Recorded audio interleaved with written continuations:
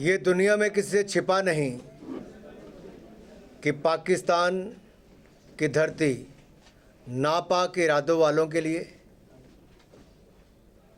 बेगुनाहों का जीवन छीनने के लिए, आतंकवाद को बढ़ावा देने के लिए और सीमा पार से भारत में आतंकवाद को बढ़ावा देने के लिए लगातार इस्तेमाल होता रहा।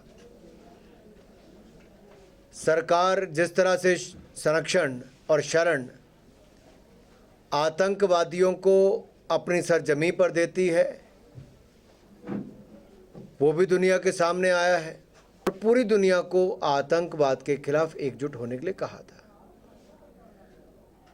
पहलगाम की जो कायरतापूर्ण हमला है बहुत निंदनीय है।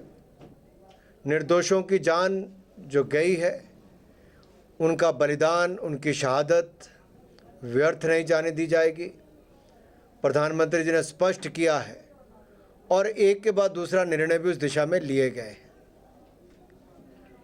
अच्छी बात यह है कि देश के कोने कोने से राजनीतिक दल हों, गैर राजनीतिक लोग हों, 140 करोड़ भारतीयों ने एकजुट एक स्वर में कहा है कि कड़ा संदेश आना चाहिए, कड़ी कार्रवाई होनी चाहिए।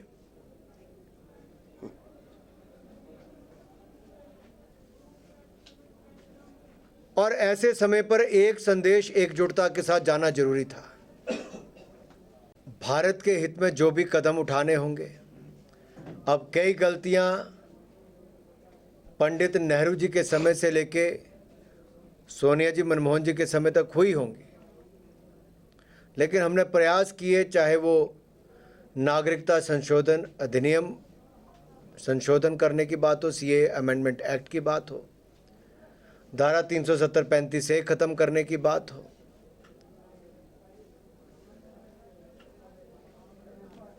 हर वो कदम जिससे भारत के नागरिकों को फायदा मिले वो भी किया। हर वो कदम जिससे भारत का मान सम्मान बढ़े, चाहे राम मंदिर बनाने की बात हो या मुस्लिम बहनों को ट्रिपल तलाक से निजात दिलाने की बात हो। और भारत के संविधान को जहां एक और हम मजबूत करते चले गए, वहीं भारतीय अर्थव्यवस्था भी दुनिया में सबसे तेजी से बढ़ने वाली अर्थव्यवस्था है। भारतीय एक ब्राइट स्पॉट के रूप में जाना जाता है और भारत में पिछले 10 वर्षों में 25 करोड़ गरीबों को गरीबी रेखा से बाहर निकालने का काम मल्टी डिमेंशनल पॉवर्टी लाइन से किया है। जहां एक और ये सारे काम गरीब हित में किए, वहीं देश की अर्थव्यवस्था को मजबूत किया और सुरक्षा की दृष्टि से भी जहां एक और नक्सलवाद का सफाया करने चले हैं, वहां पे इन आतंकवादियों को भी कड़ा जवाब देने का काम सरकार करेगी।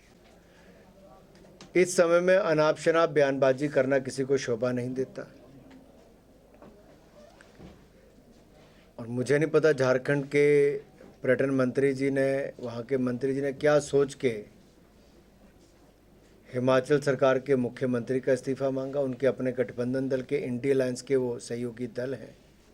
कांग्रेस की सरकार हिमाचल में है और जो घटना हिमाचल में नहीं घटी उसके लिए हिमाचल के मुख्यमंत्री का इस्तीफा मांगते हैं। यहाँ इस्तीफा मांगने की बजाय कई और कांग्रेस के अंदर हो सकती है वो मांगते होंगे अपने नेता का इस्तीफा, या बाकी विपक्ष के दल के लोग मांगते होंगे, लेकिन जिस विषय पे मांगा वो अपने आप में एक हास्य का पात्र बन के रह गए। अगर आप संधि तोड़ने की बात करते हैं, संधि को स्थायी तौर पे रोकने की बात है, तो मैं इतना ही कहूँगा, कुछ भी असंभव नहीं, कुछ भी नामुमकिन नहीं। शुरुआत हुई है, खामियाजा पाकिस्तान को भुगतना ही पड़ेगा।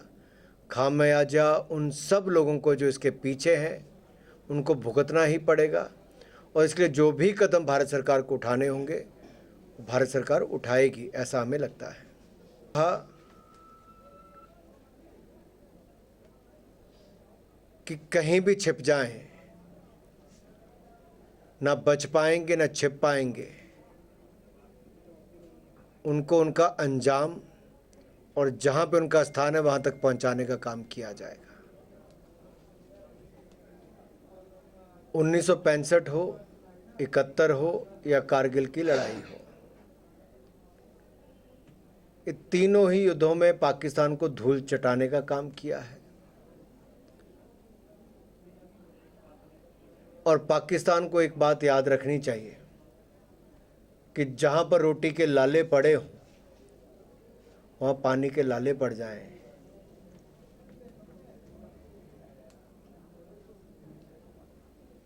तो खून कहाँ बहेगा ये तो आने वाला समय बताएगा।